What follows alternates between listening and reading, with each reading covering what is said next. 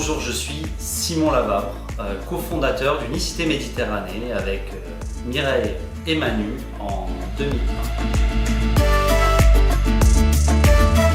Aujourd'hui, je suis consultant auprès des organisations du secteur médico-social et sanitaire. J'accompagne les équipes dans leur transformation et dans leur développement de projets. Je suis également engagé sur des questions d'accès aux soins en médecine de ville pour les plus précaires, avec un dispositif que j'ai créé il y a 4 ans qui s'appelle La Passe de Ville Marseille.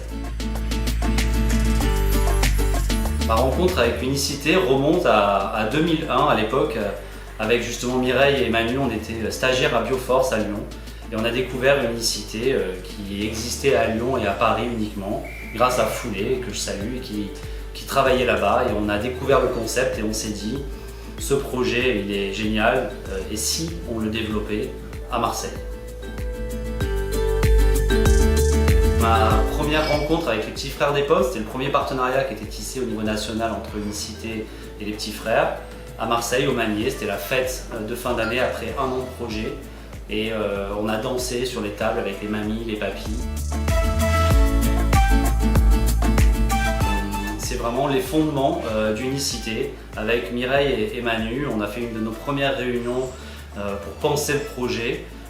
Les pieds dans l'eau à la Couronne, et on réfléchissait à un nom pour Unicité.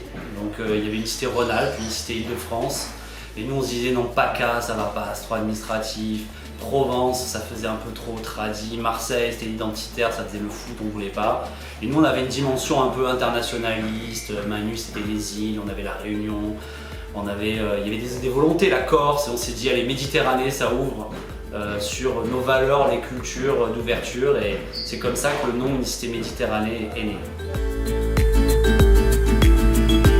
Avant tout une aventure collective, parce que c'est une aventure, on ne sait pas où on va, on ne savait pas où on allait en tant que salarié, c'était vraiment les prémices. Et comme je te le disais tout à l'heure, il n'y avait pas de statut de volontaire, il n'y avait pas de financement automatique. Et donc ça a été une aventure et on y allait ensemble, et aussi bien je pense aujourd'hui pour les jeunes qui s'engagent, ça reste une aventure avant tout collective.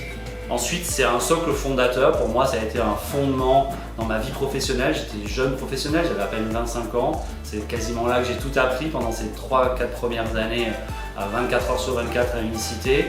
Et c'est un socle fondateur aussi en termes de rencontres que de valeurs, que d'expériences de vie pour les volontaires. C'est le sens dans l'action, l'utilité sociale, l'utilité collective, la solidarité. Et pour moi, c'est un vecteur, c'est ce qui m'anime depuis 20 ans, c'est de trouver du sens dans l'action et de donner du sens aussi aux autres. Et enfin, c'est rire et amitié, parce que voilà, Unicité, c'était beaucoup de conneries, beaucoup de barres de rire, dans les bureaux, à l'extérieur, et finalement des coopérations, des collaborations qui ont tissé des liens d'amitié indéfectibles avec les volontaires et avec les collègues salariés avec qui on est toujours en lien aujourd'hui.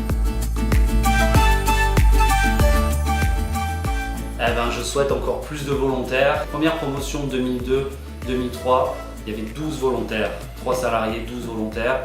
Aujourd'hui, il y a près de 1500 volontaires sur Unicité Méditerranée et 60 salariés. Plus de 12 000 volontaires Unicité en France. Donc en fait, ce que je souhaiterais, c'est qu'il y ait encore plus de volontaires, plus de jeunes qui puissent bénéficier de dispositifs comme celui-ci, et dans l'alignement de la devise de l'époque, et si un jour tous les jeunes consacraient une étape, une année de leur vie à la solidarité et à l'utilité sociale et collective.